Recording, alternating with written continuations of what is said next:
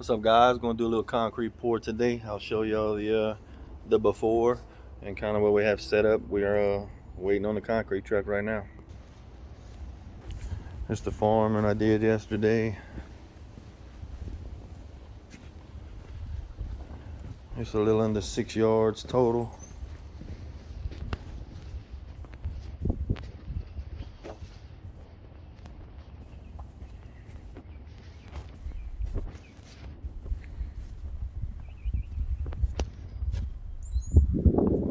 We'll be using that Georgia buggy. We're gonna haul it in from the other side of the house. We'll start right here on this side and work our way back to this side. Y'all stay tuned.